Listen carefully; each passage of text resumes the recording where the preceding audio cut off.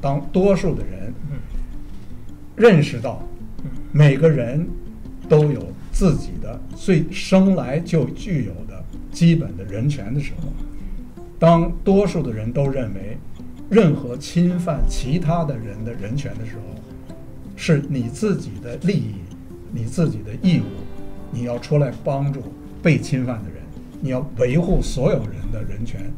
你认为这是你的利益所在，在这种时候，这个社会就具备了朝着民主宪政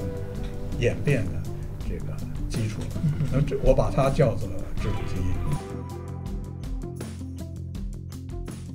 欢迎来到今天的跨界学术桥活动，我是今天主持人兼对谈人，政大社会系郑立轩。那我们真是非常荣幸请到许成刚老师来讨论他的这一本巨著《制度基因》。我在这个镜头给大家看一下。那这本书是去年出版的，讨论整个中国的长期的一个制度的发展，特别是极权主义的起源跟后续的一些变化，还有它的历史根源。那这一本书其实以学术著作来说，这一本书是相当畅销，那个一出版其实很快就卖了好几刷，所以是一个影响相当大的著作。那许成刚老师出身自学者世家，父母都是非常著名的史学者。那他在成长时也经历过文化大革命，在1991年取得哈佛大学的经济学博士学位。那之后长期在伦敦和香港任教，最近是到史丹佛大学担任研究员。那他在学术研究上成就斐然，在制度经济学、法律经济学和政治经济学的理论中都有相当重要的贡献。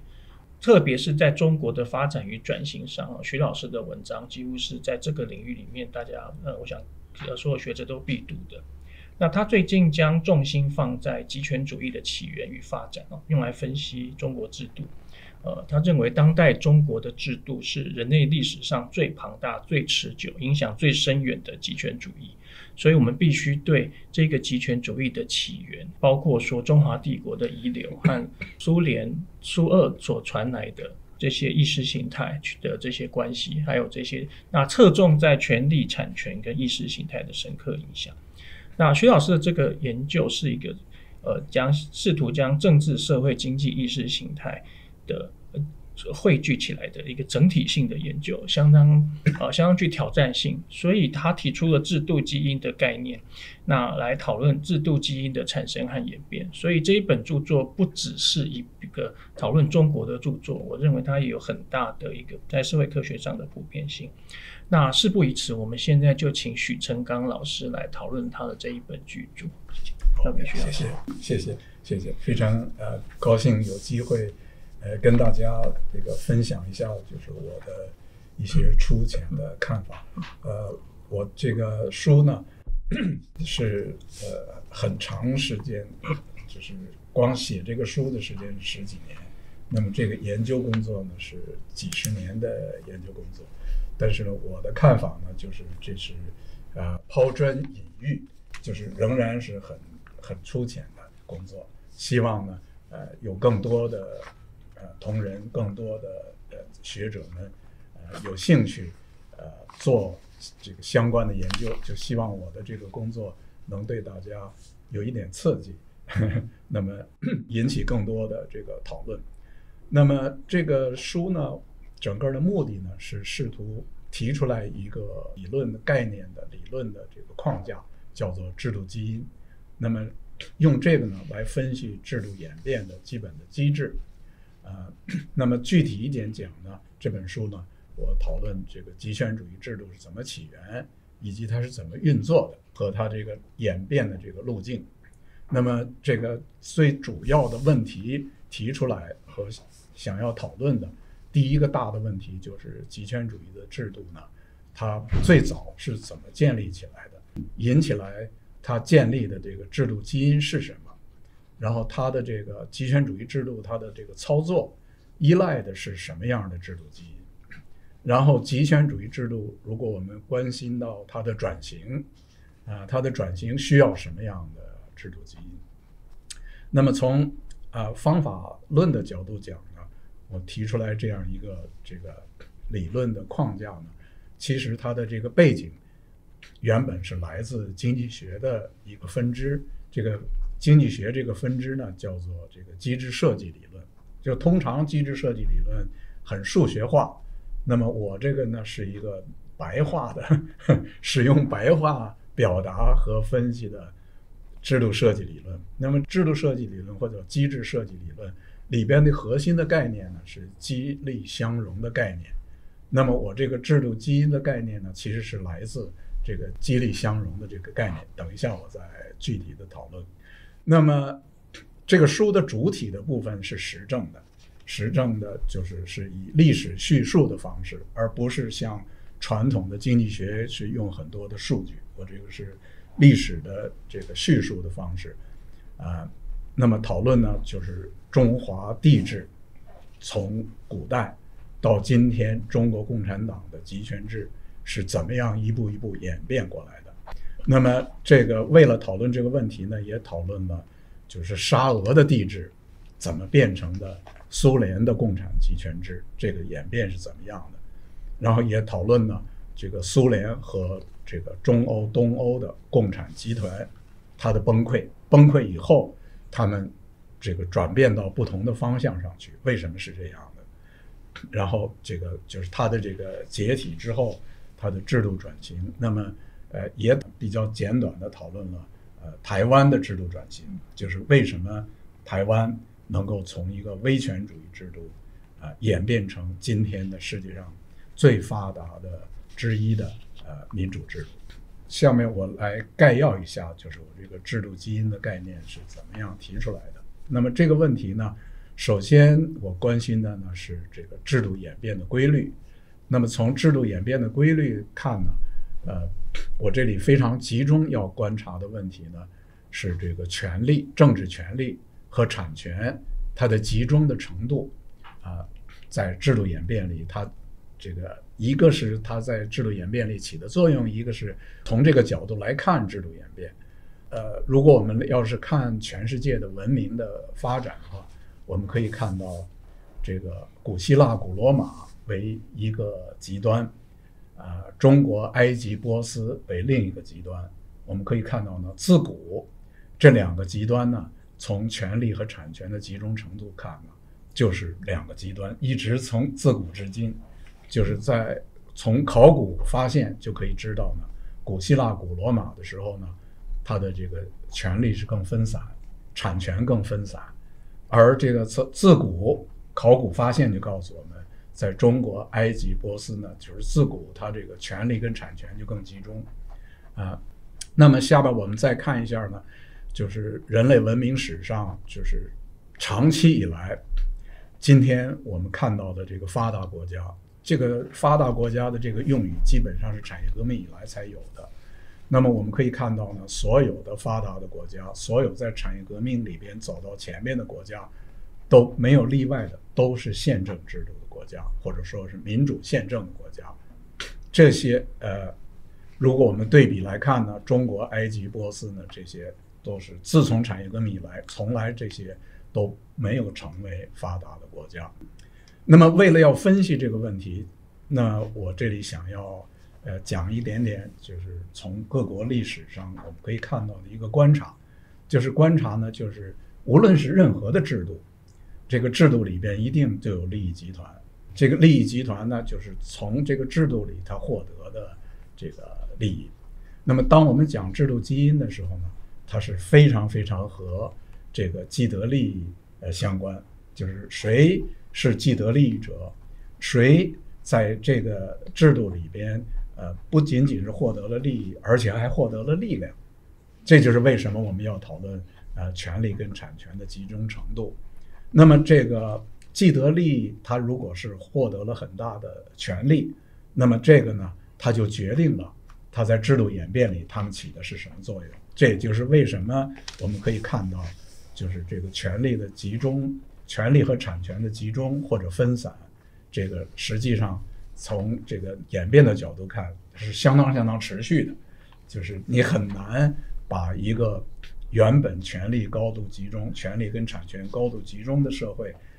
制度演变把它变成分散，这个是个相当困难的过程。反之亦然，就是原本这个产权跟权力很分散的地方，你要把它高度集中起来，也相当的不容易。那么这个历史上有重要的例子，比如说威权制变成了这个民主制度，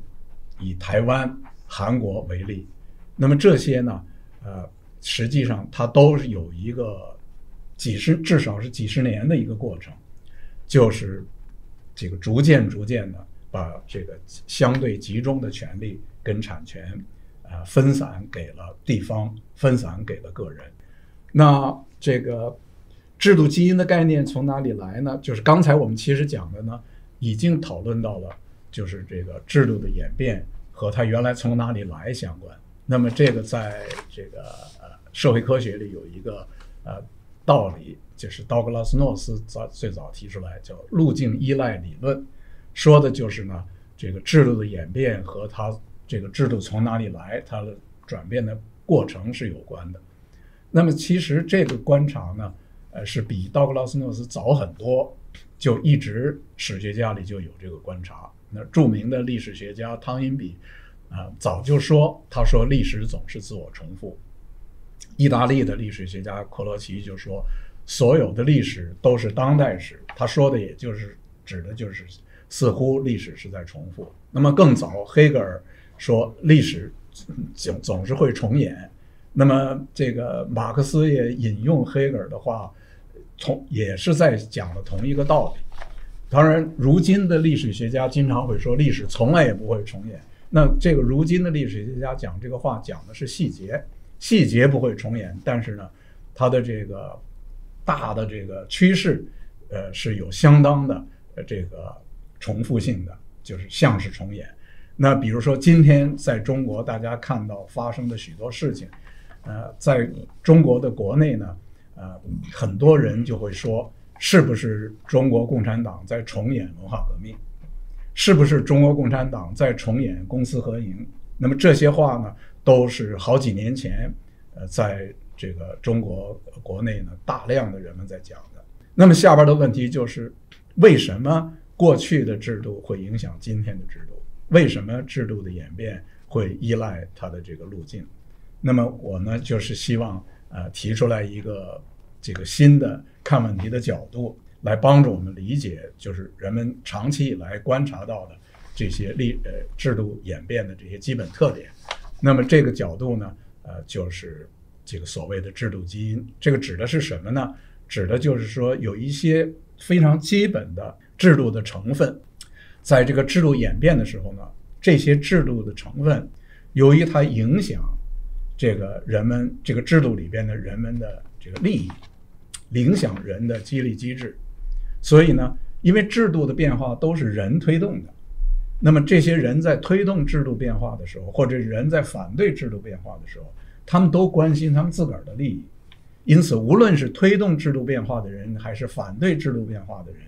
他们都关心自己的利益，他一定是希望将来要形成的制度，他要保护他的利益。那么这个历史上谁在这个制度里是有权利和有产权的，那么他们由于他们的力量和他们的利益，就是让他们在努力的保护他们自己的这些权利和产权。那么这个呢，最后我们就看到在历史上会看到不断的这些相关的制度成分就会周而复始的不断又复制出来。复制出来其实呢是为了这些这个推动变化或者反对变化的人，为了他们自己的利益服务的。所以我就把这些最基本的成分叫做制度基因。那么因为这个制度基因这个概念呢，是个社会科学的概念，而不是一个单纯的一个比喻。作为社会科学的概念呢，它一定是应该是可以验证可以证伪的。那么它可以验证可以证伪的第一点呢，就是必须我们能够在实证上能识别它。所以呢我就提出来3个识别制度基因的最基本的这个方面，那么帮助人们如果要我们要继续做这个研究工作，我们怎么识别它？那么制度基因的第一个可以识别的基本特点就是重复性。这个最基本的制度成分呢，它必须在历史上是不断重复出现的，才能称它为制度基因。第二呢，我把它叫做激励相容性，指的呢就是它和这个社会上的人们有的基本利益有重大的关系。那么因为这个制度的变化都是人推动的，那么这个推动变化的人和反对变化的人，他们的利益一定要跟这个基本成分是相关。如果它跟这个成分不相关，这个部分就不叫制度基因，就是只有和人的利益相关的那部分才叫制度基因。第三个基本特点就是我叫它基础性，就是这些个制度的成分它必须是非常非常的基本的，其他的这个制度的成分呢是在它的基础上建立起来的。那么这呢就是关于制度基因的这个基本的特点。我想关于我们的今天要讨论的第一个部分我就讲到这儿。谢谢徐老师。作为对谈人那我大概就这个可能跟徐老师提出几个问题那先说我读这一部分的感想我觉得徐老师的，当然我们在讨论制度长期变迁是社会科学很重要的主题，大概有很多类似的架构，但我觉得徐老师这一个架构有好几个蛮有趣的地方比如说一个特别是在所谓相容机制，这个我想就是从经济学的统计，因为假如是社会学或政治学，有时候大概就会说是一个制度的，就用逻辑这件事情来或者思维这件事情把它给涵盖那我不太晓得说讲第一个要问徐老师的问题就是说，他在制度基因里面徐老师怎么看待类似思维这件事？那思维当然它可以到高的层次，像思想，它也可以到比较低的层次，像世界观这样的东西。那我们过去当然很容易就比如用一个词文化来代替这个东西。那我就大概要请教徐老师说，你怎么看待这一些不管高到低的一个思想因素在你的制度基因里面？谢谢，非常重要的问题，非常好，非常重要的问题。就是我刚才没有来得及展开讨论，就是当我讲制度的时候是什么意思？什么是制度？其实我把这问题跳过去了。这个是你这个问题呢，要把我这个再拉回来，就是什么是制度？什么是制度呢？刚才我在讲这个制度演变，我引用的 Douglas North。那么关于制度的定义呢，基本定义实际上我也是沿用的他的这个，他就说呢，什么是制度呢？制度就是社会上的这些博弈人群之间的博弈它的规则，他把这个定义为制度。那么我呢，虽然原则上是沿用他的这个定义，但是他这个定义呢过于抽象，就是它过于抽象以后呢，实际上不太有利于就是人们更具体的理解。所以呢，当我来定义制度更具体的定义的时候呢，那我这个非常集中的看的呢，实际上是政治权利、产权它的这个集中程度，以及这个社会共识。这就回到刚才你的问题上了。那什么是社会共识？就是为什么我这里要提社会共识？因为当人们讲就说这个制度是这个社会博弈的规则的时候，这个规则里实际上就有各种各样。就是比如说讲到最大的规则，通常人们会讲宪政。那下边立刻的问题就是什么是宪政？那你比如说近现代世界里第一个建立宪政的国家是英国，但是英国没有宪法。那什么是宪政？连宪法都没有，什么是宪政？那好，就回到你刚才的问题上。这个呢，人们可以解释成是文化，可以解释成是意识形态等等。那么这个我这里的用语呢，我是有意的选择了一个词汇呢，把它缩窄，避免误解。就是我实际上我都不反对那些用语，叫做文化，叫做意识形态，都对，但是我不用那个词汇呢，是我为了防止这个很泛很宽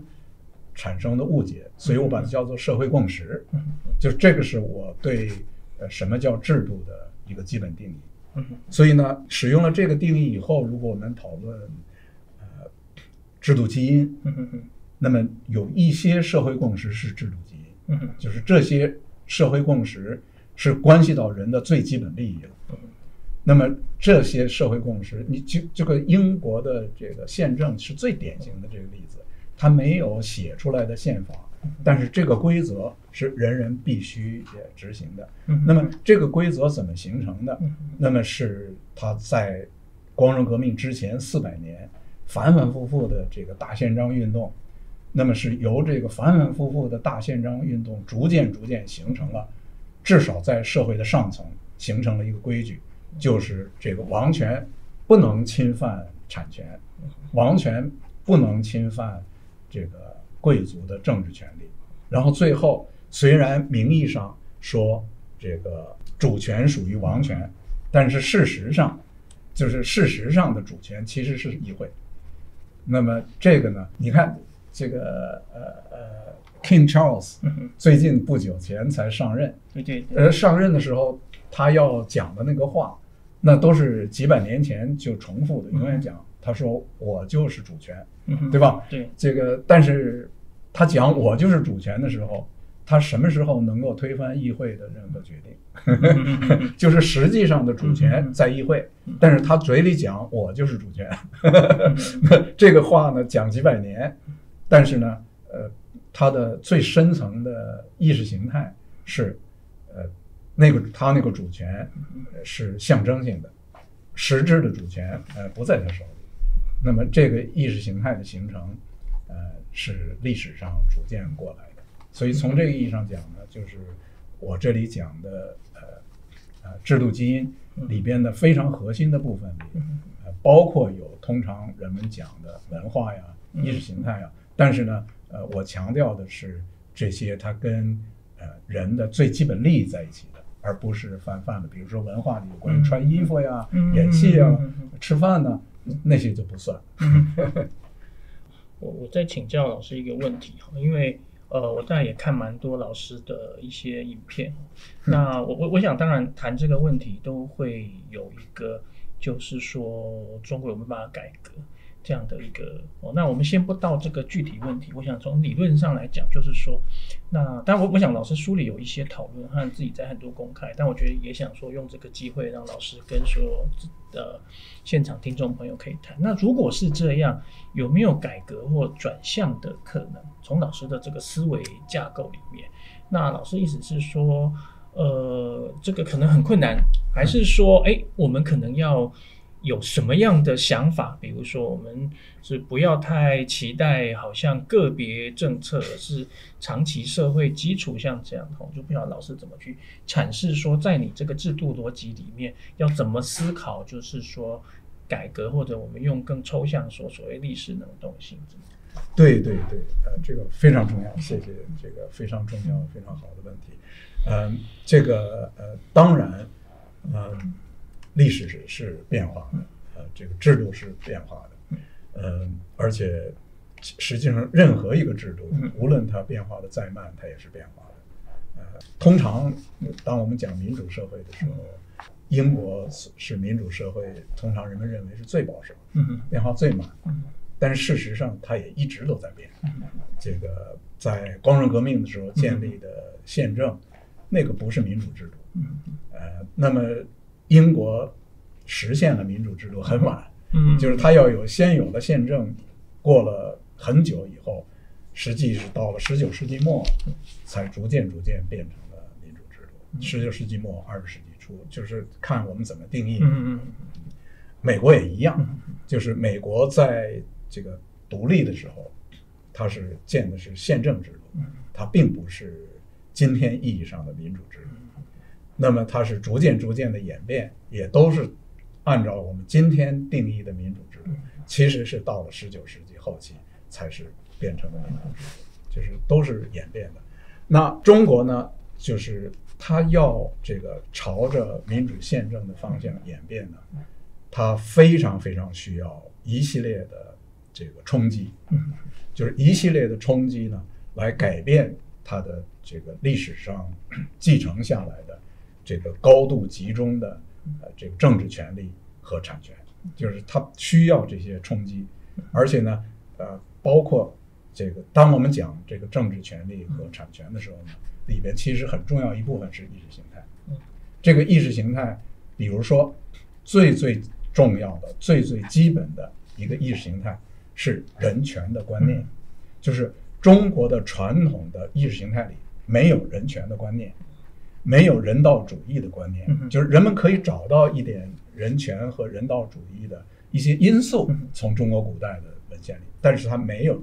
这个观念的形成，在西方也并不是历史上从来就有。这个东西就是人们在古希腊的时候可以找到一些，但是真正形成了我们今天叫做这个人权，叫做人道主义，这东西其实是这个启蒙运动以后逐渐发展起来的。这个是个重要的意识形态的变化。那么这个意识形态的变化，中国是需要的。没有这个意识形态，那么这个中国的制度变化是不可能的。但是呢，这个意识就是我这里有意想要强调，我要用制度基因的这个角度去看呢，意思就是说，这个意识形态一定不能离开实质的政治权利、实质的产权，就是这是一种社会共识。这个社会共识是大家有了共同的这种想法，有了共同的这种意识，有了共同的对什么是合法的，就是合法性的概念。那么合法性的观念实际上是导致这个制度变化的非常重要的基础。就是比如说当年这个在建中华民国的时候，1911年建中华民国，那个时候的中华民国没有形成这个宪政民主的这种意识形态。那么换句话说，就是这种宪政的这个合法性在中国的民众里没有形成。那么在这个背景下，实际中国建立，就中华民国虽然建立了，那是名义的，实质上在没有这个意识形态的时候，这东西其实是没能真的建立。这就是为什么中华民国非常脆弱，然后就不断的被人家这样的方法搞翻了，那样的方法搞翻了，就是很脆弱。就是为什么这个共产国际跑到中国来，就能一下建立起来中国共产党。共产国际跑进来以后，用了10年就能搞起来这个中华苏维埃共和国，然后中华苏维埃共和国以后发展壮大，就变成了中华人民共和国。那么这东西呢，都是有非常非常重要的，就是我叫做制度基因的这个成分，就是什么是合法性。然后这个中国共产党的上台，其实里边很重要一个部分是靠武装，但是呢，它的武装力量其实是需要合法性的。那么它的武装力量的合法性从哪儿来？就是从这个打土豪分田地，从这儿来。就是他用打土豪分田地这种古代的这种意识形态，古代的这个手段，实际上做的不是古代的事儿，它不是农民起义，也不是王朝的这个变化，而是共产国际建立的中国支部，用了中国古代的这个意识形态来把农民搞得进来，把土匪搞得进来，用了这个办法帮助他的武装力量获得了政权。然后呢，他就一步一步的用各种的共产党的意识形态再来洗脑，就是一方面是暴力的控制，另一方面就是洗脑，就是今天人们讲的粉红啊、小粉红啊、老粉红啊，就是这个洗脑，这个就是意识形态。其实粉红就是意识形态。所以中国的未来的这个制度的变化，就是中国的进步，高度的依赖意识形态的变化。那刚好也从这个角度可以贴近我们第二个主题，极权主义制度。那我也在他们，因为我觉得刚刚徐老师提的很重要的就是说，思想或者是思维上，其实它必须和实质的权利和利益的结合。我想也是他在这个上面很重要的贡献。因为相对上，可能在我比较年轻的时候，当时也可能那时候大家还比较在意所谓更大的中国文化的民主化这种问题的时候，那有一些也蛮重要的史学的老师们，张浩啦、林玉生，他们有非常多关于怎么在中国古代思想资源里面找民主自由。那但是当然，这个后来历史的变化上，可能就不太也许不太一样吧。那刚好徐老师这一个就马上拉回了另外一个很重要的问题，我们就进入我们的第二个主题，就是那中国在就是从这个历史转折的时候，为什么这么快的，就是从苏联来的这个极权主义可以根扎这么快的时间，根扎得这么深？那徐老师在这一点上，我觉得他非常大的一个贡献，或者是说一个启发，就是说我们很容易就连结当代中国跟古代皇权。那徐老师当然会有谈到这中间观点是很强的，可是这个绝对不只是这个观点，那个有一个外来的极权主义生根的过程。那我们再请徐老师在这一点上。好。那我想在解释极权主义之前，我先再概要一下，就是对当今的中国制度的这个我怎么看。那么我想要强调的就是当今的中国的基本制度是极权主义制度，或者更确切点讲是共产极权主义制度。为什么这么说？证据是什么？第一个证据是中国共产党党章里边的这句毛泽东的话，这句话叫做“党政军民学，东西南北中，党是领导一切的”。这句话呢，是今天的中国共产党党章里的最基本的这个概要。这个最基本的概要呢，是毛泽东在过去讲过几十次了，尤其是文化革命期间。所以呢，这是毛泽东用非常非常精炼的语言，把极权主义的定义给从这个中文的角度讲，把它这个定义下来的。那么自从2013年以来呢，习近平也讲了这句话呢，讲了几十次。从这个2017年起呢，这个进入了这个中共的党章。那么这是很多人呢会误认为这是一个宣传口号，这绝对不是一个宣传口号，这就是中国共产党的实质，这就是中国的这个制度的实质。而这里的所谓的领导一切，这句话本身已经是一个编了码的语言。什么叫做领导一切？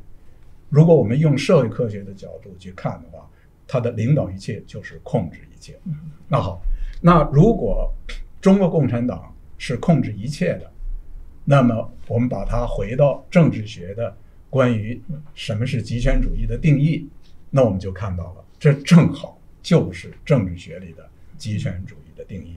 那么极权主义这个词原本是意大利语文字，那么意大利文字在这一点上跟英文是高度相近的，它的字头就是全面控制，是 total， 就是全面控制。那么我这里引用一下这个一个经典著作，就是 Friedrich 和 Brzezinski 1956年的这个著作，关于极权主义。这个著作呢，就把极权主义呢定义成为这样一个极权主义的党，它在所有的方面控制了社会。那么所有的方面它定义的都有什么呢？就是包括了这个党，首先这个党是以意识形态为基础的，那这个意识形态里边已经包括了要控制一切，这个意识形态是控制一切的意识形态。然后呢，这个党垄断意识形态，垄断媒体，垄断司法和警察，垄断这个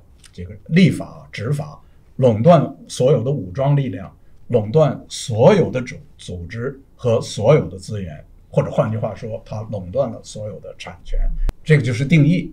那么这个定义正好就是中国的这个现实。那再具体一点讲，这个意识形态呢是来自马克思主义。那么来自马克思主义到底当我们讲这个共产极权主义来自马克思主义的时候是什么意思？那么马克思主义里的核心就是第一，马克思主义讲的是消灭私有制，这就是共产主义的思想。但是消灭私有制怎么能做到？是通过暴力革命，建立无产阶级专政。那么马克思讲得很清楚，必须是无产阶级用暴力夺取了政权之后，建立无产阶级专政，通过这个途径才能进入共产主义。共产主义就是一个没有私有产权的一个社会。然后这个无产阶级专政实际上讲的就是这个全面控制了政治权利和全面控制了产权。那马克思的理论是一个抽象的理论，那是在这个列宁才把它变成了实际能够执行的一个制度，能运作的制度。所以这个呢，就是这个极权主义制度的。如果我们讲这个定义是什么，实际的操作是什么，那么中国共产党呢，他自己就刚才我们已经提到了，就是说这个东西不是中国古代来的，因为中国古代没有这样的思想，就是这个全面的要消灭私有产权，然后一个党来控制一切。而且这个党是怎么一回事，这个东西都不是中国古代就有的，这都不是中国的，既不是中国古代的意识形态，也不是中国古代的制度。所以呢，这个从意识形态到制度都是外来的。那么这个东西呢，是来自苏俄，是这个1920年苏俄派的共产国际。共产国际是苏联共产党的一个相当于，如果我们把苏联共产党看成是一个教会的话，那这个共产国际就是教会的这个输出组织，专门输出这个教会的内容的。那么共产国际在中国建的中国支部，就是共产国际的中国支部，叫做中国共产党。然后呢，中国共产党从建立，从这个宣传意识形态，从这个包括资源、意识形态、组织方式、招募的方式、发展建立这个党的组织、发展武装力量，包括黄埔军校，都是他们做的。就是黄埔军校是苏共在中国建的，然后这个苏共还这个改组了国民党，而苏共改组国民党的最基本的目的是希望把国民党作为一个实体，然后呢，把共产党嵌入到这个实体里，借助国民党来大发展，然后最后呢，利用这个苏联培养的国民党和共产党的这个军事力量和政治力量，然后由这个国民党去发动这个武装的这个战争，这就是北伐战争。北伐战争是苏联共产党直接指挥的，就是出钱出武器直接指挥。就是北伐战争的时候的这个师级以上的军官都是这个苏联军官，这个军事的计划是苏联的计划。那么用这个方式呢，靠国民党的力量呢来武装夺取政权，最后共产党再用武装的方式从国民党手里再夺取政权。那么是在这个北伐战争走到一半的时候，当时斯大林的判断就是这个中国共产党革命的时机已经到了，所以呢全面开始暴动。这个时候突然蒋介石意识到上当受骗，这个时候才开始这个就是国民党里的清党，就是从这儿来的。清党的原因是因为突然之间大暴露，原来这个共产国际是一个阴谋诡计，这个国民党发现上当了。但是这里边非常非常重要的，其实超过了历史细节，非常重要的就是最基本的这个道理，就是这个制度演变是怎么来的。苏联进入到中国推动的。那下边马上一个重大的问题就是，共产国际是全世界在推动，共产国际完全不是专门关心的中国，其实事实上是相反，共产国际认为中国不重要，共产国际认为德国更重要，认为匈牙利捷克这些国家更重要。但是呢，共产国际在其他地方都失败，但是在中国成功了，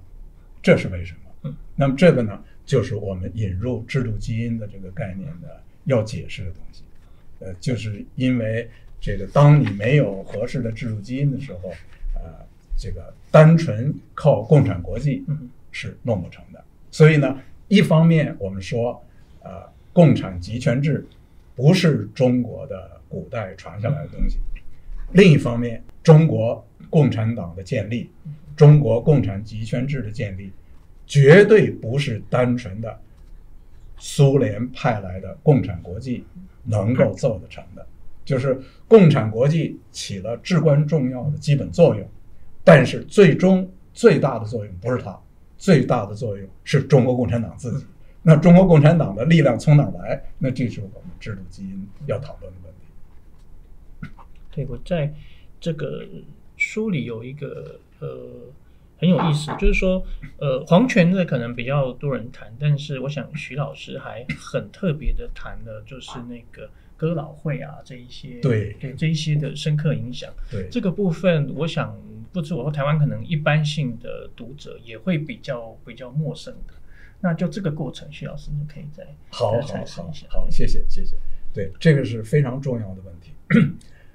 哥老会是这个遍布中国全国的一个秘密组织。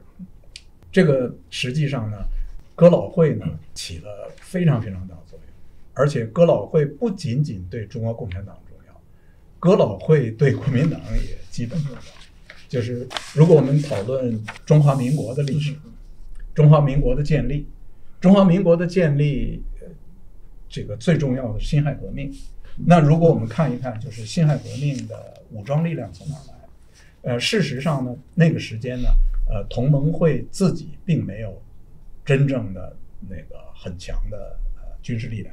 同盟会只能搞暗杀呀，小规模的暴动啊，真正大规模的这个武装的冲突，同盟会是没有力量。所以实际在辛亥革命发生的是什么？在辛亥革命发生的是这个，第一是发生了一个保路运动，这我不能展开，没时间。但是在保路运动时间，是同盟会联盟的哥老会，是哥老会其实是变成了同盟会的武装力量发动的起义，就是真正发动起义的是哥老会，而不是同盟会自己。当时就是哥老会在这个辛亥革命中，这个起了非常非常大的作用，这是跨省的，这个非常大的作用。那这个是这个国民党的部分，还有就是国民党实际上从同盟会起到后来国民党时期，一直就是中国的秘密社会，在国民党里都是很重要的，基本重要的。这个是就是这个孙中山先生这个一直是有意识的，在招募，就是从秘密社会里招募。那么中国共产党，实际上当我们分析苏联共产党怎么建立的，就是这个布尔什维克怎么建立的，当我们讲这个布尔什维克这个苏联共产党是个极权主义党的时候，这里其实有一个很重要的基本原则性的问题，概念的问题，就是极权主义党不是政党，因为政党呢它是公开的，公开招募，然后人呢是公开进来公开出去，然后呢是在一个社会里呢是为了这个争取政权，而这个争取政权是和平方式，这个争取政权，而极权主义党都是用的暴力，然后他这个党是个秘密组织，所以呢它不是这种公开的在竞争政权的这种性质的这个政党。那么它作为秘密组织呢，它一旦获得政权呢，它要用暴力消灭所有的政党。那么从这个意义上讲，它根本不是一个政党。但是问题就是，为什么苏俄能建立这么一个组织？它的背景是什么？那么这里非常重要的一个背景，就我叫做制度基因。很重要的一个，它的制度基因就是秘密组织，就是实际上呢，列宁主义党的基本原则是来自原本俄国就存在的秘密组织这个制度基因，它是从那里演变来的。那么在共产国际进入到中国，建立了它的支部中国共产党之后，共产国际就发布了很清楚的指示，要中国共产党立即关注中国已经存在的秘密组织，从那里招募他的成员，以那个为基础变成他的武装力量。所以呢，从这个中国共产党刚一建立，那么他就是有系统性的这个接受共产国际的指示，然后执行共产国际的指示，就是在招募秘密组织。那刚才我讲的都是原则性的，那么再讲具体一点，秘密组织，比如说哥老会，在什么地方起了最大的作用，就是最清楚能看到的作用。第一个最大作用就是井冈山，作为这个第一个革命根据地，而且呢，中国共产党建立的第一个政权就是叫做这个中华苏维埃共和国。中华苏维埃共和国的首都就是井冈山地区。那井冈山地区作为革命根据地，作为共产党的革命根据地，怎么建立的？那是哥老会建立的，那是哥老会的2个地方首脑先把它打下来的。然后呢，中国共产党把他们招募进入了中国共产党，然后再跟他们谈判，他们允许了中国共产党的军队再进入了井冈山地区，这才建立的井冈山根据地。那中国共产党的第2个最主要的基地是延安地区。延安地区呢是刘志丹和他的同事们，包括习仲勋他们建立的。那么刘志丹和他的同事们怎么建立的那个根据地，仍然是靠的哥老会。刘志丹本人就是当地哥老会的首脑之一，就是靠的这个哥老会。另外一支非常重要的中共的红军的力量是贺龙的部队。贺龙的部队整个是从哥老会这个整编过来的。还有就是当年在这个陕北都是由整编制的哥老会的部队这个编入红军，我就不展开了，这个书里边都有相应的一些具体内容。所以就是说，这个秘密组织是重要的制度基因的一个部分，而这个制度基因呢，它就直接影响了中国共产党的运作的方式，影响了就是中国共产党的意识形态和中国共产党的运作方式。意识形态就是意味着它的意识形态里不都是马克思主义，它的意识形态里不都是列宁主义的那个思想，里边包括了这些传统的中国通常管它叫土匪，就是传统的这些土匪，他们的意识形态。他的意识形态重要点之一就是后来在中国人们要讲的什么高干子弟啊、红二代啊等等，这其实就是原本那个土匪圈子里原本就流行的基本意识形态，就是你这个土匪头子，你的权利是要传给你家的后代的，那么这一代一代向下传的。然后呢，还有就是中国共产党讲他们自己的山头主义。什么是山头主义？山头就是土匪的意思，这是原本是土匪的语言。山头主义是毛泽东从那个语言里翻译过来的一个语言。所以呢，我们可以看到中国共产党的制度基因里边的重要一个部分是秘密社会，而这个秘密社会作为制度基因进入了中国共产党，在中国共产党里就有很深很深的它的根基。那么现在的中国共产党里边，包括军队里边不断清洗什么？山头主义。所以这个山头主义是在过去一直也没有能够真的清洗过，但是现在为什么清洗来的这么厉害？人们都以为反腐败，错，那不是反腐败，实际上是这个东西一直扎根很深很深。那么他现在想要建立这个一统的自上而下，能够彻底清除他们，那么他就变得有很多阻力，他要清除。那我再问一个因为这个徐老师在书里会有一些，我看徐老师的影片也有提到，就是我们在提纲也有极权主义制度为什么这么强大？因为我想徐老师也很强调一点，这个极权主义不是非常单纯上而上的，它有很强烈的这个参与。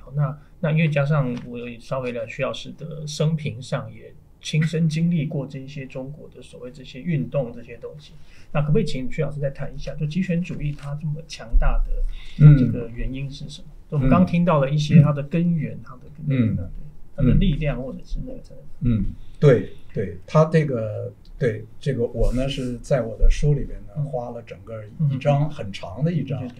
讨论就是它的这个来源。它讨论这个来源呢，一方面是理解它为什么是这样，另一方面就是它为什么力量这么大。它这个力量这么大呢，其实呢，它是的确呢是我们叫做制度基因的这个东西呢在里边起作用。那么这个制度基因里边很重要一个部分呢，就是人类历史上什么样的意识形态和什么样的有组织的意识形态力量最大。那么就非常简单了。那这个人类历史上这个力量最大基督教，那实际上呢，这个共产极权主义的意识形态，它的根源原本来自基督教。我这里没有任何贬低基督教的意思，就大家不要误解。那么这个呢，历史上呢是一直要追回去。就是首先呢，就是基督教里边有非常非常美好的吸引人的那个部分，共产极权主义呢，把这些非常的美好的吸引人的部分变成了它的起点。那这就是为什么共产极权制有很大的迷惑性，有很大的吸引力。那么他把那些非常美好的东西拿去成了他的起点。那是什么呢？那个就是要平等。那个就是因为这个东西呢是原本实际上比基督教更早，就是犹太教的起源就是这样。就是基督教的时候呢，就是耶稣基督是继承了犹太教的传统，那么他自己呢是没有财产的。没有财产是什么意思？就是说他走到任何地方，所有追随他的人，大家都共享一切。就是任何人真正你要是追随耶稣基督，你就需要和耶稣基督一样共享你的一切。那个时候没有这个词叫共产主义，但是这个就是它的实践。在这个实践中，所有追随耶稣基督的人群，我们叫做社区吧，就是这个信仰这个宗教的这个小的社区，社区里的人是完全平等，大家都一样。那么这个呢，实际上是原始基督教的最基本的精神的一个部分。一系列的其他的解释呢，都跟这个是离不开的。那直到这个基督教变成了罗马帝国的这个国教之后，才建立了今天我们叫做天主教的这一套，就是非常非常严格的，有这个上下等级的，然后还有很大的财富。那么这个本身呢，也就成了后来的就是宗教改革的一个这个爆发点。那么所谓的宗教改革，就是这一群人呢，他认为你偏离了原本耶稣基督的原意。原本耶稣基督的原意是人人都平等，没有人有特殊的财富的。那么这个呢，就是当时的宗教改革的时候的最基本的，就是要返回到原始的耶稣基督去这个意识形态。那么在这个过程中呢，就产生了一个激进派，就是原本耶稣基督呢，一切都是美好的，这个美好呢是自愿的，就是基督教的力量非常非常的大，直接是和它的基本的这个意识形态以及它的这个自愿的原则都在一起。但是呢，那个产生的那个激进派呢，他们呢就认为他可以使用武力，可以使用暴力。他就是说，如果你不信耶稣基督，我就杀了你，你就必须信耶稣基督。然后你只要信了耶稣基督，你就必须把你的财产都拿出来。所以呢，是在中世纪的时候，就是宗教改革时期，这个激进派已经建立了最早的共产主义的城市，在德国的这个个别城市建立了共产主义社会。那么这些个最早的共产主义社会呢，都持续的这个1-2年、2-3年的时间，后来都这个失败。那这样子的思想，后来呢被法国的一个教士叫麦利耶，天主教的教士，就是秘密的把基督教共产主义给它翻译成了世俗的共产主义，这就是世俗共产主义思想的产生。那他的这个著作呢，后来呢是通过伏尔泰把它变成了在大众中变成了流行。那么伏尔泰把它在大众中流行的过程中，卢梭再把它进一步的推广。马克思主义是受卢梭的影响，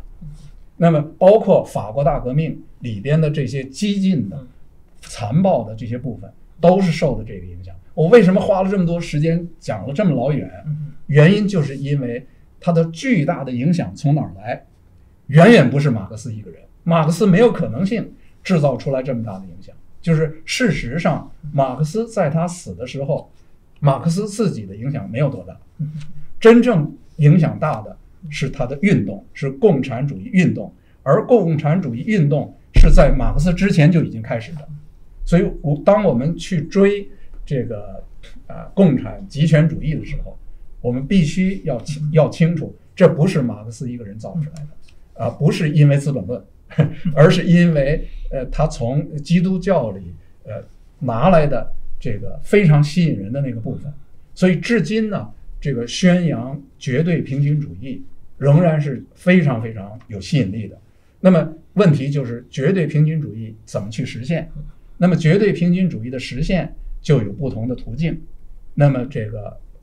共产极权主义的途径，为什么叫极权主义？共产极权主义的途径就是通过暴力夺取政权，然后消灭私有财产，用这个方式来实现所谓的共产主义。那其实呢，一旦你使用暴力夺取政权，没收所有的财产，那么就造成了政治权利和这个产权的最高度的集中。一旦集中了之后，它就不会再放手，就是它不会实现这个原本宗教里说的那个共产主义的理想，那是不会实现的。但是呢，它的确就实现了极权主义。那么这个呢，就是它的力量从哪儿来？这个力量呢，一方面就是这个意识形态本身，另一方面呢，就是因为这个基督教经过这么久的发展，它有一整套的，就是它是一个有组织的意识形态，包括它的组织的方式，包括它的传播的方式，包括它的这个建立个人崇拜的方式等等等等，都被共产党学去了。那这里我用的一个词叫个人崇拜。那么在基督教里，什么是个人崇拜呢？就是丰盛。丰盛本来在基督教里是给去世的这些 martyr， 这些去世的对基督教有重大贡献的人，但是呢，共产党就把它变成了活着的领导人。那么这个起点呢，就是从列宁去世，就是首先列宁去世，实际上他用的就是基督教的丰盛的方式，把列宁变成了圣。那么列宁没有想到，他死的时候变成了这个相当于这个东正教的圣人一样，然后呢，借用同样的手段，斯大林活着的时候就变成了圣人，然后毛泽东用斯大林的手段就变成了圣人，然后任何一个共产党的领袖，金日成、金正恩就都变成了他们那里的这个圣人。就是他使用的这些手段里边大量的是，实际上是他是学习来自这个基督教的实践。那么就是说，他从意识形态到组织方式到传播方式、渗透方式，这个煽动的方式，大量的都来自原本就已经存在的那个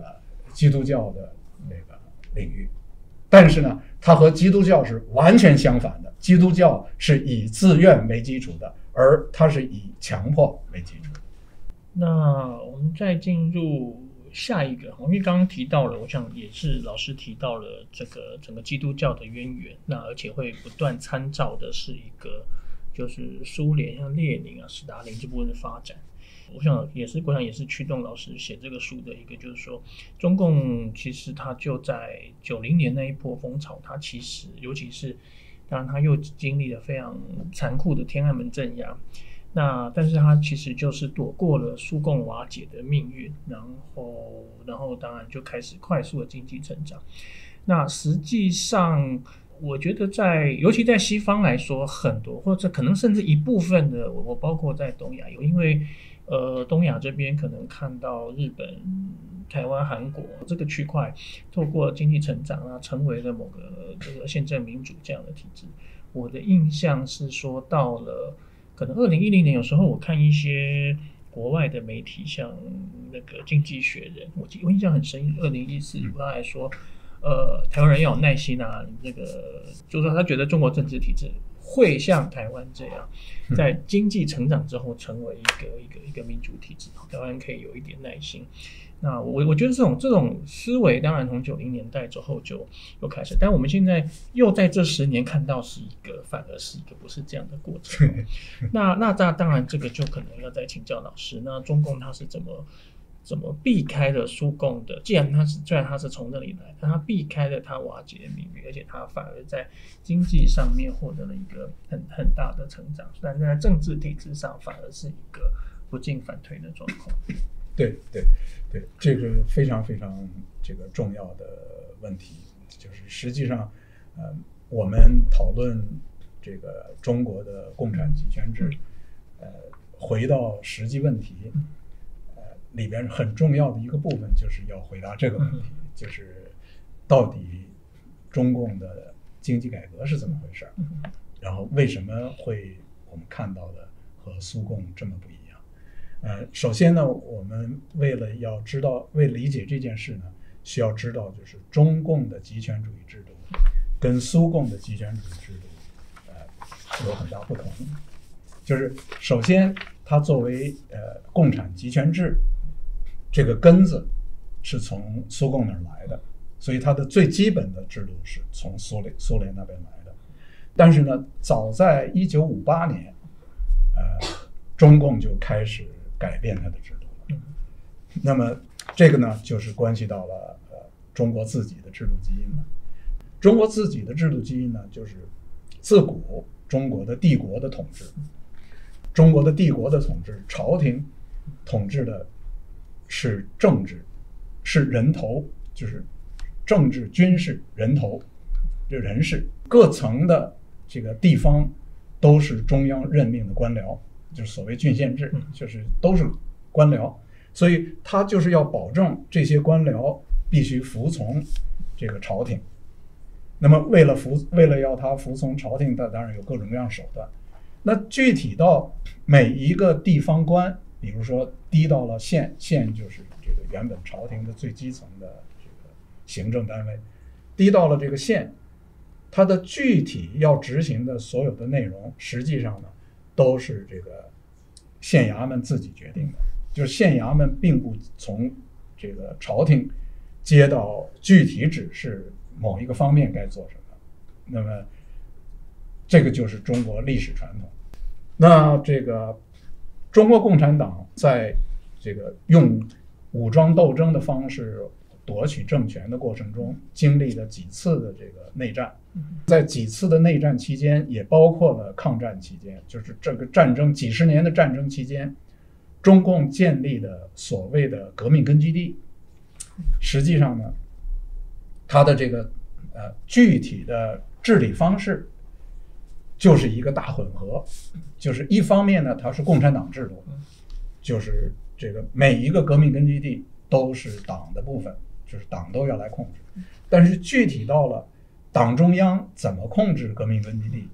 那实际上呢，每一个革命根据地呢，都和古代朝廷控制各个地方是相似的。换句话说呢，就是每一个革命根据地都是相对的有自己在行政上和资源上的处置的权利，就是相对的自己管自己，是这个比较完整的一整套。那么到这个40年代末，就是这个第3次这个内战快要结束的时候，中共已经形成的这个几个大的这个所谓解放区，每一个解放区都有自己整套的法律，包括宪法，每一个解放区有自己的宪法，每一个解放区有自己的中央银行，每一个解放区发行自己的货币。跨越解放区的时候，他们需要有汇率，这个要兑换货币，以至于人民解放军合在一起的时候都是要按照汇率要换货币的。这什么意思？这个很重要，这个就是中国共产党的权力基础。就是中国共产党的权力基础是大解放区，就是各个解放区是地区为基础。那么在这个中国共产党用武力推翻了这个中华民国政权之后，那么它的第一步呢，就是要全面苏化。全面苏化，它就必须要把中共对整个大陆的统治变成自上而下的这个统一的统治，而不是像原来的解放区。另外呢，也有中国古代这个朝廷更迭的里边的很多的政治上的这个教训、经验和教训。经验和教训就是不能够容许地方有重要的领导人存在，就是一定要消灭地方的领导人。那么所以呢，在这个刚一建立中华人民共和国政权的时候，就有所谓的五马进京。什么叫做五马进京呢？就是把地方上的最重要的5个伟大的领导人全部调到中央，变成中央的国家级的领导人。其中就包括了邓小平，包括了习仲勋，那当时还有很重要的人是这个高岗，这个陈毅，等等。那么这个呢，就是一个向中央集权的过程，然后呢就是全面苏联化，那么就是苏联来帮助中国把中国变成一个苏联。第一个5年计划就是全面做这个的过程。那么在这个过程中建立了苏联式的中央计划经济。那么苏联式的中央计划经济呢，就意味着所有苏联帮助建立的国有这个企业，以及中国原来存在的任何的有一定规模的国营企业，全部直接归中央各部领导。中央各部呢都划分得很仔细。在这种情况下呢，就到了1957年，中国就变成了一个苏联式的制度，是一个完整的中央计划的制度。所有的国有企业都是中央部直接领导的。那这个马上就产生了一个重大的问题：当所有的企业都由中央部领导的时候，就意味着地方没有了工业企业，而社会主义，他们叫做社会主义建设，社会主义建设是个工业化过程。那地方已经完全没有了国营企业的情况下，意味着原来中国共产党的权力基础是地方，现在地方政权没有了工业，工业都在中央手里，这冲突就出来了。所以呢，虽然他把最重要的领导人都调到中央，变成国家级领导人，但是仍然他的权力基础在地方。那么在这种情况下呢，中央和地方的矛盾变得很尖锐。然后再加上呢，那个时候就是中国跟苏联在竞赛，就是谁能够更早的进入共产主义。赫鲁晓夫呢到联合国宣布，社会主义要埋葬资本主义，而社会主义埋葬资本主义，靠的就是社会主义发展速度快，所以呢，苏联要很快就要进入共产主义，那他就宣布了时间表。那中国呢就要跟苏联竞赛，看谁先进入共产主义。那中国比苏联落后很多，怎么能够赛过苏联？那么毛泽东认为呢，他在这个跟国民党的内战的时候，他的力量很大，他认为是因为他的这个地区竞争，因为解放区和解放区之间啊是个很激烈的竞争过程，就是看谁能占更多的地盘，看谁能消灭更多的国民党兵，就是这个竞争，他认为是调动了共产党官员的动力。那么他认为我要进入共产主义想比苏联早，我也需要我的中国共产党的党员干部要比苏联有更强的动力，那么我就回到我原来那一套去，这就开始了大跃进。大跃进就是第一轮把这个中国从苏联制度变成中国式的集权主义制度。那第二轮的变化就是这个文化革命，就是大跃进造成了混乱，就是造成大饥荒，饿死几千万人，所以被迫终止，他没有完成他想要完成的使命，所以就来了第二轮，就是文化革命。文化革命就进一步的把中央权力给搞垮，然后大量的行政和资源都到了地方手里，所以呢，真正中国达到了就是地方力量达到顶峰的时候，是在文化革命期间。那这个讲了这些，就是回到了改革。所谓的改革呢，实际上就是继承了大跃进和文化革命已经形成的中国式的集权主义制度，就是已经在形成了这个制度之后，再拿这个制度作为基础，开始了中国的改革。而这个制度呢，我为了要突出这个制度的特点，就给它起一个名字，这个名字呢叫做这个地区管理的这个集权主义制度，就是区管式集权制。区管式集权制它的核心就是第一，它是集权制，跟苏联一样是党的一统天下，从上至下的都是党来控制。但是呢，它跟苏联不一样，就是它不是以中央部为核心的这个行政和这个经济的管理，行政跟经济的具体管理都在地区上，就是这个省跟省是竞争的关系，市跟市是竞争的关系，县跟县是竞争的关系。当这个各个地区之间都是竞争的关系的时候，每一个地区解决自己的行政问题和资源配置问题，你的目标就是要赛过你的相同级别的地区。那这个东西一直到今天我们见到的产能过剩等等的都是从这儿来的。就是为什么造这么多的光伏啊，为什么造这么多的电动车啊，为什么这么多的电动车的厂子呀，等等等等，那是因为地区竞争。就是你有好几百个市一级的这个地区单位，这几百个市一级的单位都有能力造汽车，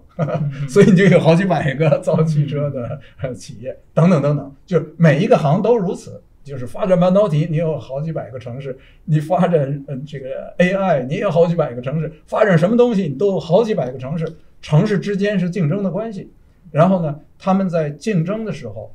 这个来取得他们的这个政治上的地位，因为他们没有任何一个地方官呢是真正是从当地一直这样上来的。这些地方官呢，因为中央为了保证，这跟中国古代是有相似性。就是中央为了保证它能够控制所有的这些官僚，这些官僚呢，它都是这个巡回制，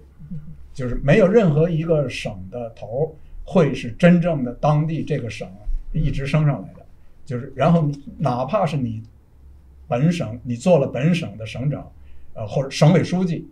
你也做不长，就是任何人都做不长，就是几年之间就要换到另一个地方去。那么这个巡回制就是保证你对中央的这个忠实。那这里呢，就决定了在中国它的经济改革的时候，它这个用这个方式，地区竞争的方式，提供了非常非常强的激励机制。那这个激励机制呢，长期以来它的这个竞争目标是这个当地的GDP 的增长率。那么当它长期以来把 GDP 的增长率作为竞争目标的时候，那么就使得中国的经济改革这个更看重GDP 增长，而 GDP 增长呢也更能实现。然后这个私有企业的建立都是由这个带出来的，就是私有企业的建立从来也不是中共中央的决定，私有企业的建立实际上是地方上为了推动当地的经济增长采取的，就是叫做不择手段，就是当地的这个不择手段，居然在法律没有保护的情况下把私有企业搞起来了。但是呢，即便是他把私有企业搞起来了，在集权制下，党仍然要控制所有的私有企业，所以呢，就是不能够错误的把这个在集权制下的私有企业等同于在这个正常制度下的私有企业。正常制度下的私有企业，它真正是这个所有者拥有的，但是在这个集权制下的私有企业，企业主并不真的拥有完整的对他的企业的所有权。这个部分就是徐老师特别特别强调这个分区集权就是在解释中国的那个高速成长上非常非常重要的概念，而且我觉得是非常非常有说服力的。那也是大概像徐老师这样可以有很细的历史爬书会比较清晰，因为但我想专家可能大概都了解，但是如果台湾一般人因为有到中国经商的很多，那有时候会觉得很多人会有一种误解，就是说他会觉得说好像某个层面上中国的那个市场经济好像有些事情上好像更自由一点比如说你在任何民主国家，你当然会有各种规范，劳动规范什么规范的，但是这边好像其实有很多台商的经验是跟那边讲好就好像什么事你都可以，你不用在这个，所以这个刚好是完全呼应到了这个，不管是说对中国的过去大概改革开放以来的一些经济成长的状况，还有就是说各国看待中国的，因为那种接触的表象的经验上，就很容易会感受到那种弹性，市场上的弹性。甚至会觉得比自己的那个母国还弹性，因为民主国家通常会还是它保护产权，但它会有一些各种不同的原因对企业的一个限制。这个其实呢，正好就是和地区竞争在一起，就是因为这是极权主义制度，极权主义制度下呢，这个最重要的就是共产党到底他关心的是什么？因为你在民主制度下呢。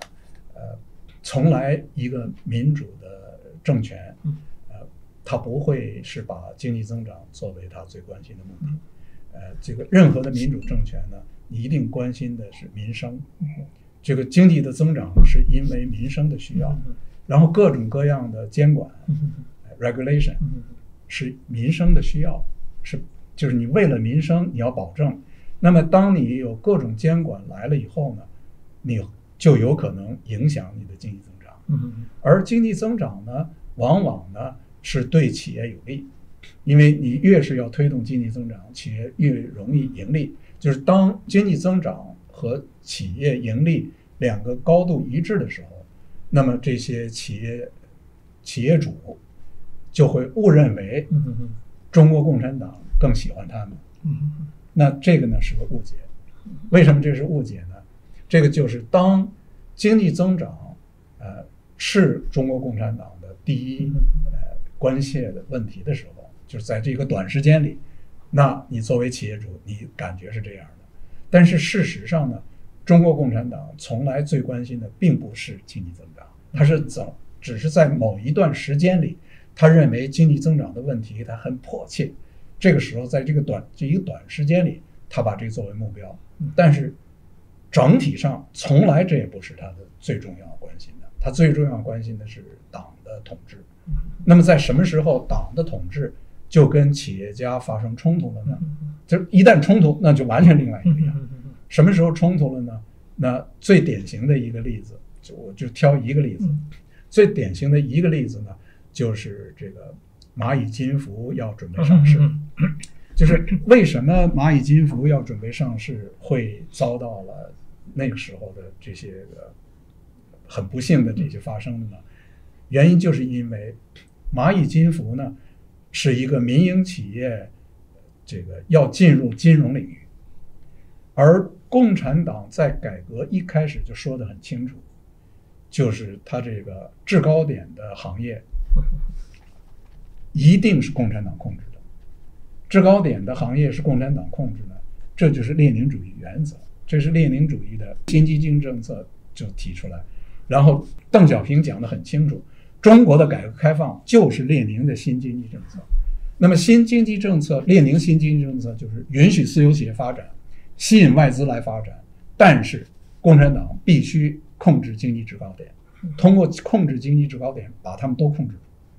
那经济制高点包括什么？当然金融就是经济制高点。所以从来在改革开放的时候呢，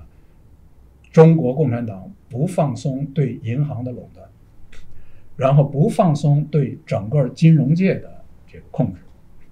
但是呢，蚂蚁金服要进来以后，它实际就变成了一个网上的银行。那这个对共产党来说是一个巨大冲击。就如果让蚂蚁金服在海外上市成功，它就在当时就会变成历史上不仅仅是中国，全世界最大的 IPO。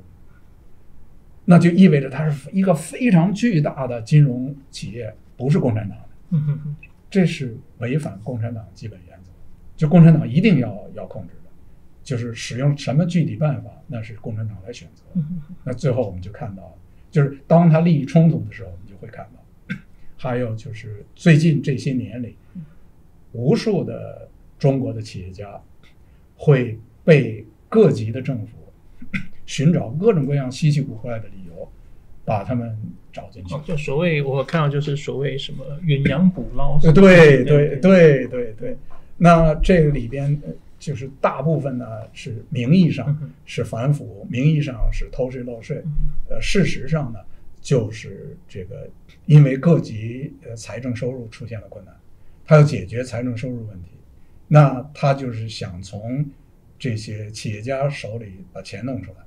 那你怎么弄？他就用各种各样的稀奇古怪的办法把你抓进去吓唬你，然后给你点威胁，然后你拿钱出来，你赔了钱出来你就不要再说话。所以呢这就不断发生，不断的发生。那这个其实都是典型的例子。那么再一个重要的例子就是它有这个明令规定，所有的企业包括外企都必须有建立这个党的组织。那什么意思？意思就是你的企业里边有党，那党你自己明白，最终党是要控制你的，就是你要不然就是你自己去建一个党的组织，要不然党替你建一个组织。但是无论是你建的还是党替你建的，那个组织是党的，那不是你的，就是你自己需要明白，就是最终党是要控制的。这个呢，就是很多外边来的人搞不清的地方，就是他误认为中国好像没有保护劳工的规则，没有很多很多的规则，但是那些个规则呢，原本也不是中国共产党关心的，所以你需要知道的是中国共产党关心的是什么，什么是他最这个切身的利益。那么所有他的最切身的利益上，他一定是控制的。那可能再请问老师一个问题，因为我之前在写书评的时候，我想当代可能大家提到中国共产党或者这些，可能第一个想到的都是民族主义。可是老师好像在这个里面琢磨是稍微少一点。虽然我看过老师一些影片去谈过这个问题，那不知道老师在制度基因这个讨论里面，你要怎么去讨论这个民族主义这个问题？这是太好的问题，这个实际就是我下一本书的计划。这也是为什么我要强调中国的集权主义制度是共产集权主义制度，因为共产集权主义制度意味着就是它的意识形态是来自共产主义意识形态。那么当这个民族主义的意识形态推到极端，当这个集权主义制度改变意识形态基础的时候，就是这是可以发生的。因为实际上最难的是集权主义变成了民主制度，民主制度变集权主义制度，这是最难的。但是呢，集权主义制度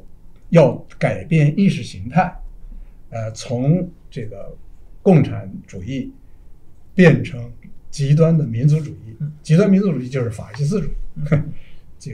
这个很容易，那这个很容易，当然就很可怕。所以这个呢，实际上是我感到就是最担心的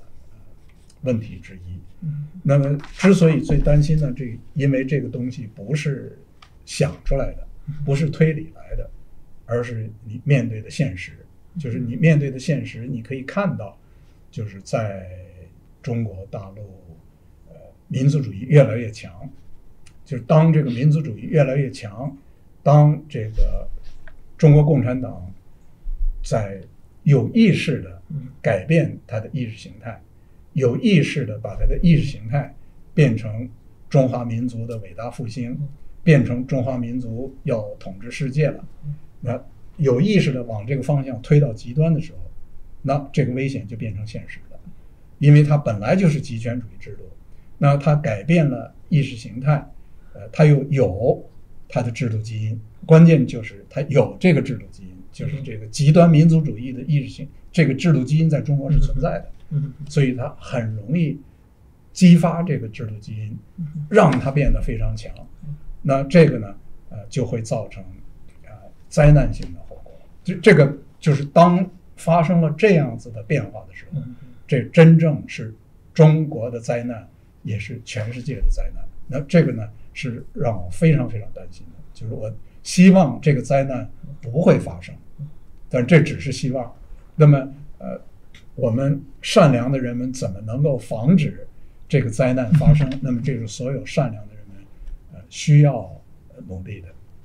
那顺着老师这个就是说，因为我们这样谈下来，像制度基因可能都是一些比较我这样说负面的，但是我相信历史上可能有些正面。不过老师觉得说，那当然就是说我知道不可能一触可及，甚至也是很长很短。那假如说老师觉得中国要往正向的发展，有什么样的一些从这个制度基因理论里面可能可以去找寻的资源，或者是遗产，或者是一些现在的一些模式，那可不可以老师分享一下？对对对，实际上当我们最开始讨论制度基因的时候，已经提到了古希腊、古罗马，提到了他们这个在这个几千年前就是这种分散的政治权利、分散的产权，以及和这个对应的社会共识。那这些东西实际就是民主宪政的制度基因，就是民主宪政的发展，是离不开这个制度基因的产生和壮大。就是一个社会当这样子的制度基因变得很强的时候，这个制度基因就意味着有这么多人是有这样的社会共识，这么多人认为权力必须分散，这么多人认为这个产权必须分散，那么这个认知就是意识形态。那这个认知作为意识形态，今天我们把它归结成的这个术语，这个认知是什么？这个认知就是民主宪政的认知。而这个民主宪政的认知，它的最基本作为基础的部分是所有人的基本权利。就是当所有的，不叫所有人，当多数的人认识到每个人都有自己的生来就具有的基本的人权的时候，当多数的人都认为任何侵犯其他的人的人权的时候，是你自己的利益、你自己的义务，你要出来帮助被侵犯的人，你要维护所有人的人权，你认为这是你的利益所在，在这种时候，这个社会就具备了朝着民主宪政演变的这个基础了。那我把它叫做制度基因。而这个制度基因其实在中国的改革开放时期已经产生了。那么已经产生了就包括了这个大量的私有产权，包括了大量的这个私有企业。就是虽然一方面我这里在强调就是共产党要控制，但是另一方面这些实际上就是人们并没有拥有它的最终控制权。比如说中国有几亿人拥有自己的住房，那他认为那是他的住房，但是你要是归根结底你去追，那是不是他的？他没有，所有人都不拥有，所有人认为他买来的那个他拥有的权利，那个住房的权利只是几十年，都不上百年，只是几十年，然后那个地都不是他的，所以你的房子是悬在半空中的，那地不是你的，地都是国家的。那个所有的企业甭管有多大，阿里巴巴是世界上最大企业之一，阿里巴巴1寸土地也没有，土地都是这个国家的。但是呢，就是共产党是要通过这个来控制你。但是人们产生了这个意愿，认为那是我的，认为你不能从我这里夺走。就是这个意愿越强，这个制度基因就越已经形成了。这个就是制度基因，就是你认为那是你的，你认为他没权利给你拿走。就是虽然法理上那土地不是你的，你的权利也只有几十年，但是如果所有人都认为那就是我的，我就是咬住了不放了，那就是我的，我花了几百万买了，这就是我的。那当人们都这样认为的时候，社会力量就出来了。那再有一个就是这个民间组织，就是这个就是 civil society。 这个民间组织伴随着私有企业的大规模发展，民间组织在中国已经规模很大。那这个东西呢，中国共产党认识的很清楚，中国共产党早就明白这东西很危险，这个民间组织是挖它的墙角了。所以中国共产党是坚决的要把所有的民间组织都纳入它的控制之下。事实上是纳入了它的控制之下。那所以这边一方面我在说已经形成了这个制度基因，另一方面我又说这个是极权主义是在控制他，就是你看上去是矛盾的，事实上就是矛盾的，这就是事实上的矛盾，就是一方面这个它是极权主义制度，它在控制，但是另一方面新的制度基因已经形成，就是这个民间组织虽然共产党在控制它，但是呢有相当一些的民间组织认为那是他们的组织，他不认为党对他的控制是合法的，他只是不得已被他控制而已，他不认为那是合法的。那这就是这两个制度基因的搏斗，两个制度基因的搏斗，最后看哪个力量大。那么因为共产党掌握了所有的司法，掌握了所有的武装力量，也掌握了这个所有公开的媒体，他要用这个把它压下去，那就是下面就是看这个力量谁长得大。所以老师这个也不全然悲观，其实是就是说，而且我想就是说，老师有一个很清晰的判准，人权、产权，然后意识形态，那这些东西怎么结合成为一个长期的？我想这也是我在读老师书，当然老师不是特别要讨论台湾，但是还蛮有趣的点，因为我觉得大概大陆的学生或大陆出身的学生是很容易谈到台湾民主化，大概就说一个蒋经国，但是老师就会从这个角度去看，去追溯来台湾历史上比较长期的一个特殊性。而且老师有一个点，甚至我自己作为一个台湾的研究者，我还没有想那么透。老师有一次我记得在一个影片上说，那个台湾有出过几个进士这个问题上，对对对，我觉得很有意思，因为我还没有，然后对比福建。因为即使金门的进士都是台湾的多倍，对对对，一个金门就对。那这个当然就是说，到底这个中华帝制在台湾这个，因为历史上是边区的那个渗透力，对，可能是相对弱的，对，然后可能再加上一些历史因素，如果从老师的架构，比如说开港通商，其实台湾就成为一个非常大概这些商业化农业的一个整体的发展，所以那加上日本时代很多这些，对，所以这个是一个我觉得很有，就是说不只是在谈中国这个架构，也有一些延伸的，比如说我自己当然不是这方面专家，但也是看到会想，比如说像好，我们看到越南会怎么样？这可能会像中国，还是像比如台湾、韩国？这个它现在高度成长，这个也许老师的架构都可以帮助我们去想说一些东南亚国家的一些情况。对，越南呢，就是因为它是至今仍然是共产集权制，所以它面对的问题跟中国是很像的。对对对，就是它的改革也是跟中国学的，所以它也有私有企业，然后也有外资，那么也已经产生了这个公民社会，共产党还要来控制，就跟中国大陆简直是一样，所以他面对的是很像的问题。对对，所以我觉得老师这个当然主角是中国，但是我认为有很多的，就是因为我们过去可能比较研究或转型研究上来说，可能没有像老师这样一个比较清晰，还有结合一个历史性跟一个所谓科学理论这样的一个角度，所以有些比较可能就会有一点简单，那个简单就会是说，好像经济发展的有一个中产阶级了，然后就自然而然会有这种过渡的，但老师就会比较有一个我觉得历史性的视角，到底这个历史性这一个国家或地区经历了什么样的，有一些什么样的历史的成分，它有可能在这些时刻里面产生一些关键的变化。对对，你刚才讲到的这个实际上是很重要的一个理论，就是现代化理论，是政治学里的。对对对。那这个现代化理论，它是说这个威权体制经济发展的时候，中产阶级就会发展，中产阶级发展了，中产阶级为了自己的利益就会推动民主，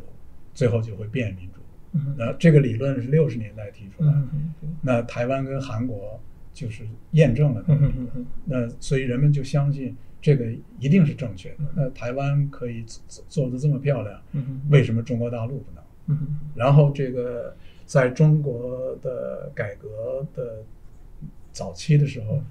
这个苏联跟东欧他们还没有垮台的时候，他们就很这个嫉妒，因为我自己一直这个领域所以跟很多他们的专家在一起，包括西方的研究他们的专家，他们很嫉妒呢。他们就说这个两个对比很不公平，因为中国有台湾，他们没有台湾。他们说中国的改革成功是因为台湾，因为香港和台湾、香港，因为的确是中国在这个吸引外资的时候，所谓的外资最早并不是美国和日本，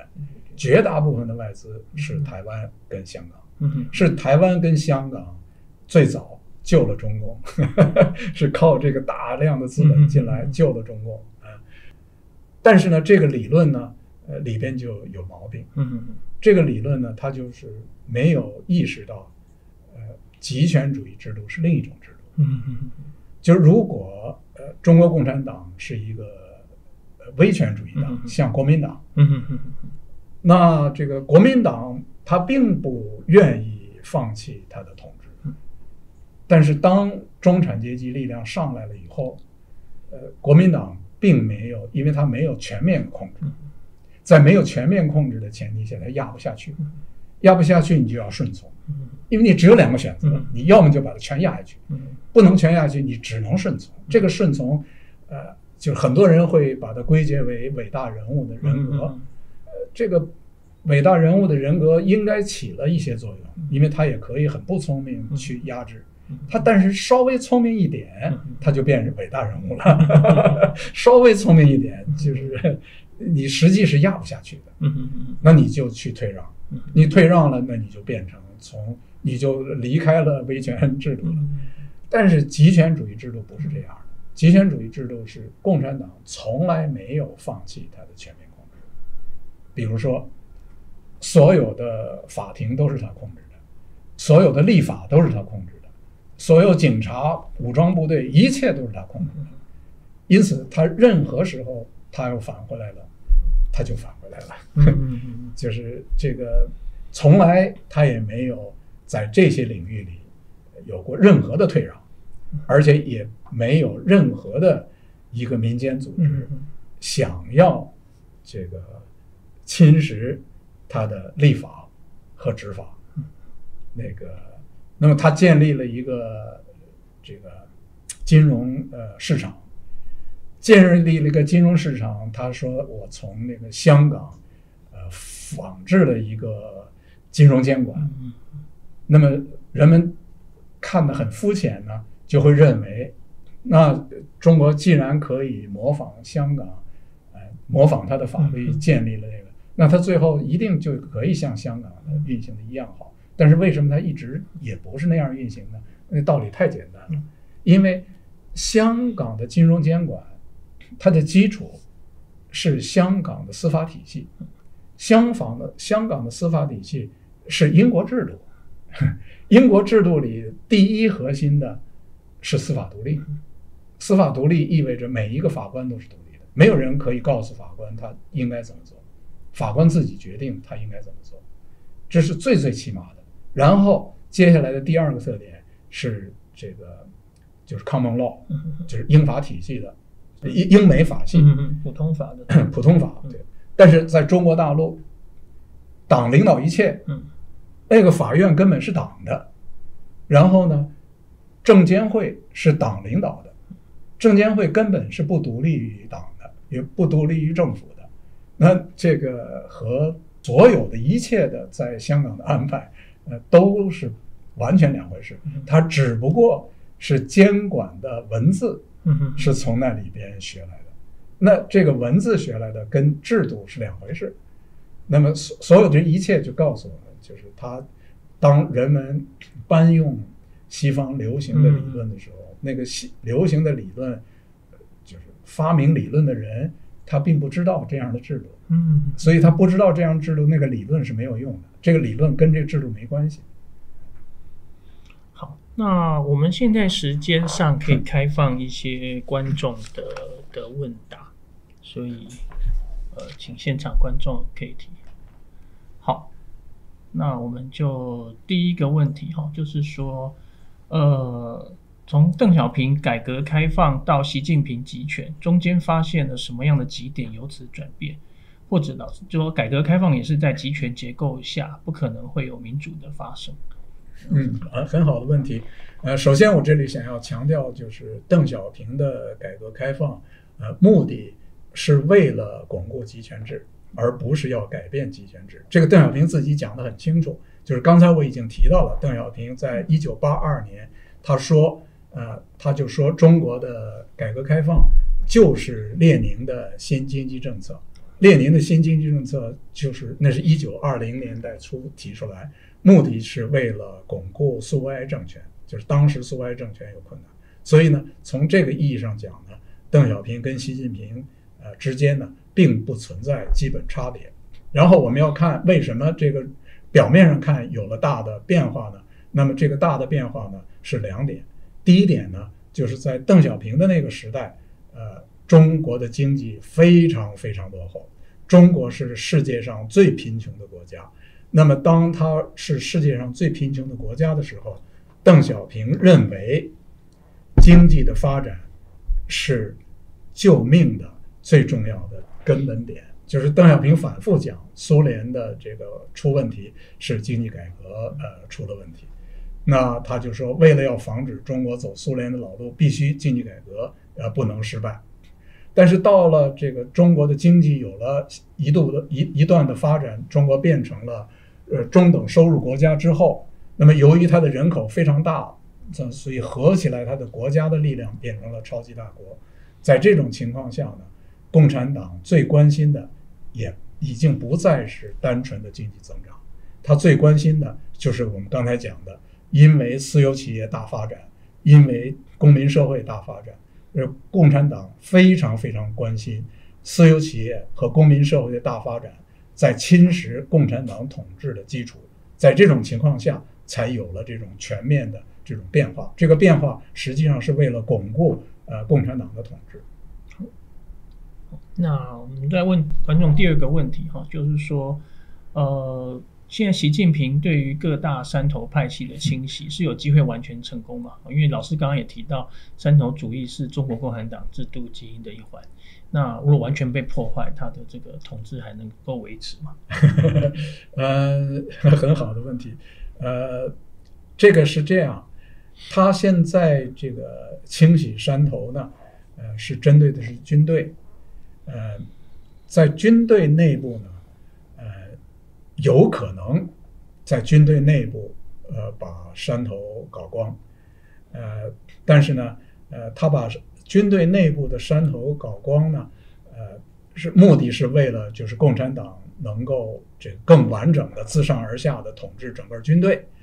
就是原本共产党也是完全统治军队，只不过呢，在军队里有这个山头留下来的这种隐含的派，就是共产党是不允许有派的，但是事实上有这种隐含的派，那他就把这个东西呢搞光来统治军队，这个可能性是存在的。但是呢，当我们讲中国的这个制度基因的时候呢，里边其实非常重要的一个部分就是它的这个权力基础。它的权力基础就是地方上，就是中国的地方啊，各个地方啊，一直是它的权力基础的部分。这个东西实际上是搞不掉的。就是习近平上台以后呢，有过非常大的努力，想要全面的把权力集中起来，包括区管式的集权主义制度，他都想动。这个他有过这样努力，他想把这个地区的行政和经济的这些具体的细小的权利也想收回来，但是他搞就搞不动，最后就放弃了。事实上这是搞不动的，因为搞了这个东西，中国是就不能运作的，就是中国能运作，靠的是这样子的制度。所以实际上就是中国的集权统治，它只能是靠这种地区统治、地区运行，来这个维持的。好，那下一个问题大概也跟那个老师这里花了很大力气谈这个中国历史。好，那这个就说秦汉以来皇帝制度，中国这个皇帝集权皇帝有关嘛？好，那这个当然也是我自己在读老师的书，当然我想分享，就那个大概我想也40-50年前，余英时先生有一个文章，那当时大概当然台湾有个这个氛围，不过就在讨论说中国的，那他有一个主张，其实就是说他觉得中国共产党是一个从明代以来的，他特别就把时间切到明代以来的皇帝集权，加上苏联来的苏俄来的这个集权主义。那老师当然也书里有花很大的篇幅，对，不过在这部分上可以再跟这个讨论一下，就到底皇帝制度这个集权跟现在的这个关联性。对，就是刚才你提到就是余英时先生的这个观点，其实和我的这个讨论非常高度的一致，只是我们的语言不一样。就是我也整个回顾了一下，就是中国的制度基因自古以来怎么过来的。那么自古以来怎么发展过来呢？就是中国的这个中国帝制的制度基因完善，实际上是宋朝才有。所以呢，余英时先生要强调从明以来呢，他有很大的道理。因为呢，在宋朝完善呢，但是很快呢，他被这个蒙古灭了国，就变成了蒙古帝国的一个部分。那么在中华帝国变成蒙古帝国的一个部分的那段时间里，其实元朝呢是完全继承了宋朝的一切，而且呢进一步的巩固，比如说朱熹。朱熹在宋朝并不重要，因为那时间很晚了。朱熹变得重要是从这个元朝开始。那之所以要强调明朝呢，是因为你只有到了明，才是这个它不是蒙古帝国的一部分跟这个有关。再加上蒙古帝国时间也相对短，所以呢，事实上就是中华帝国真正作为一个完善了的帝制，就是它的制度基因全部完善了，是从宋才算。但是我们见到的这种最完善的东西是从明的时候，尤其是这个后来又这个废了这个丞相，这个就更集中的权力。刚才我讲的这个制度基因里边就是3个部分，这个3个部分，第一就是自上而下的这个官僚制，就是郡县制。那第2部分呢，就是土地皇权制。就是土地皇权制的意思就是说呢，虽然这个土地呢，是给了这个私人地主啊、农民啊有了这个使用权，但是最终控制权是在皇权手里的，是为了防止这个产生贵族。第3呢就是科举制。那么科举制呢，就是人事制度和意识形态控制的这个关键制度。那是这个3个东西全部完善，那是真正我们看到的最典范的，的确是明清2代。所以呢，这个东西呢，是和后边就是中国变成了这个共产集权制呢是直接相关的。就是这样子的一个集权制的官僚体系来取代帝制的官僚体系。那集权制的官僚体系里边有非常重要的人事控制和意识形态控制的部分。那个部分呢，就跟中国原来就存在这个高度的集权的人事控制和意识形态控制的制度，跟这个都是高度相关的。它就是比当年的帝制更集权。但是你从一个非常集权到更集权就来得容易，这就是为什么苏联人来了就相对容易在中国建了这么一个制度。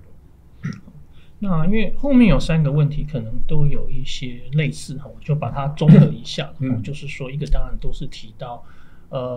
就是说第一个是这个制度的有没有可能去产生改变。那不管是说往民主宪政，或者老师刚刚提到的一个可能往民族主义的灾难，那会有什么样可以做的，或什么样的变化。那另外就是说其他集权国家可能复制中国的制度基因嘛，大概就这几个问题。就是对，刚才我们实际上已经讨论到了，就是在中国改革开放期间，中国已经形成了一些新的制度基因。那就是私有产权，这个公民社会和这个保护私有产权、保护公民社会人权的这种基本意识。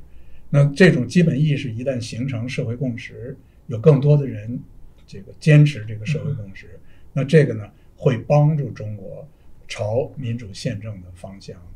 那个演变，那么这是好的方向。但是另一个方向呢，就是这个民族主义。那么这个共产党呢，也有意识的想要利用民族主义来这个共产极权主义的意识形态越来越丧失了号召力。就是我一直呢把中国的这个极权主义制度称作为一个蜕变的共产极权主义制度。蜕变的意思就是它逐渐丧失了号召力，这个不太能激发人们的兴趣。